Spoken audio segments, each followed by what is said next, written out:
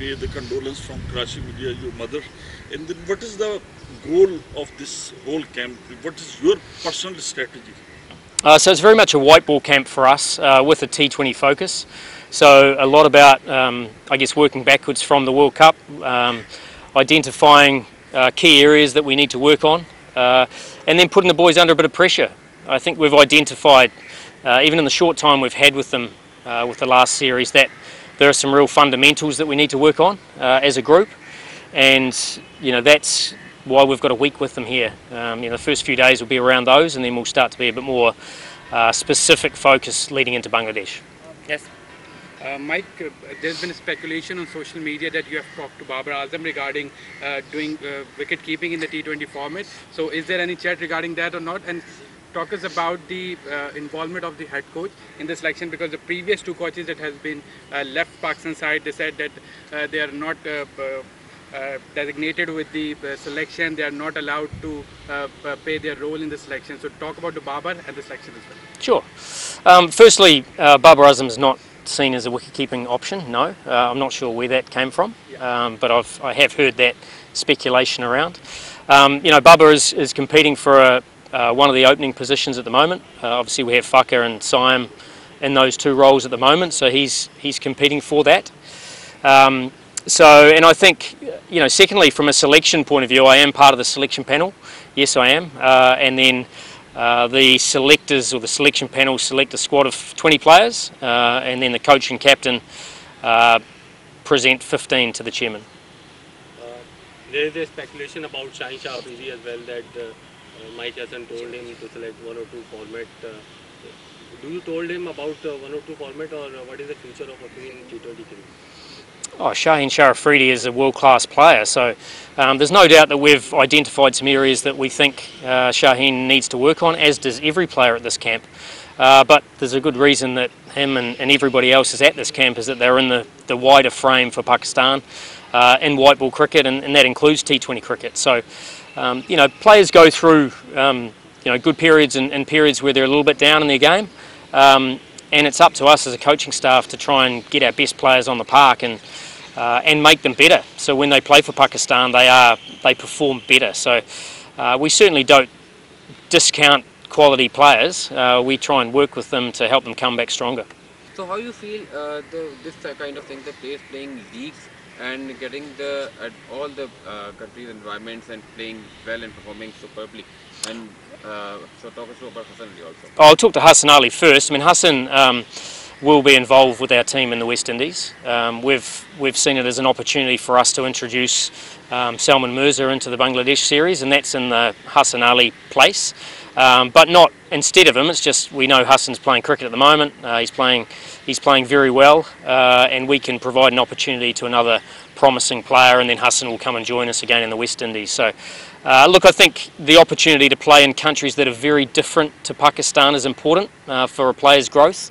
So whether it's be Australia, New Zealand, South Africa, England, those countries are very different than what we face in the facilities we can offer here. So that's one advantage other countries have too. When they send them to tournaments in the subcontinent, they start to grow. So certainly something we need to encourage, but make sure it fits within the international program.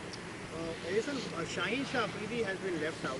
For what reason you can elaborate better? Because he has just won the PSL as well, and Pakistan's bowling attack looks quite thin. There is no experience in the bowling side. So does he can make it or not? What is the story behind it? Oh, look, as I said, Shaheen is a high quality player.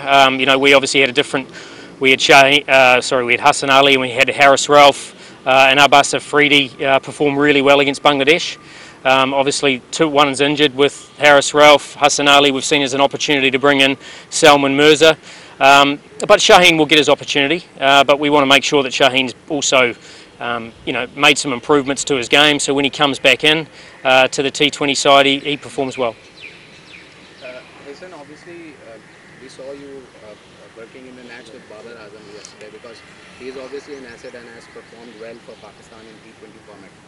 Are you a big fan of strike rates? As we hear a lot of talk about the strike rate of Babar Azam Rizwan, and a couple of news also claim that you have asked Babar to improve his strike rate, play around 150 strike rate, so that he can be able to make his place in the T20 team? I don't think I'll ask anyone to score at a 150 strike rate. I think that's unreasonable. I think there's no doubt strike rate is important in T20 cricket, but you have to combine that with obviously a volume of runs. So you know we've got players, and there's a good reason why our ranking in T20 cricket is as low as it is because our strike rates from a batting point of view are not high enough. And we certainly made some shifts, as I said in that last series, to play a more expansive game of cricket and probably catch up with the rest of the world in terms of that's the way the modern game is. So Babar is one of many who has the ability to make those improvements, and I'm certainly here to work with them and help him. And the last month or so he's made some really good changes, and it's not a matter of going from 125 to 150, it's just a matter of increasing what you offer, because we're no doubt often 30 or 40 runs short with the bat, so we need to find a way of getting that. Last question. Yeah, Mike, this is just second day for camp. So actually what you are focusing on in the field for the promotion of the skills. And the second part of the question is that how you see the weather conditions over here in the camp. And the third one, what we have the expectation for the upcoming series against India? Well, firstly, from a fielding point of view, we've brought in a new fielding coach, Shaheen McDermott, who is highly experienced in Asian conditions, worked with a number of teams around the world, and certainly if you saw some of yesterday's training, there's some real intensity there. So a big part of our fielding is to increase the intensity and increase the athleticism in the field. What was your second part? Second part of the weather condition? Weather, look, it's actually pretty good. Like when I left Lahore, it was 48 degrees about 3 weeks ago, so this is impressive. Third part of what do you have the expectation for the upcoming series against them? Oh, look, against Bangladesh first, going to Mirpur, it's going to be a challenge. It'll be humid. We're obviously practicing on surfaces where the ball's going to turn, and it's going to challenge our batting, in particular against slow turning wickets. So, Bangladesh in their own country are far harder than they are away from home. So we expect a big challenge.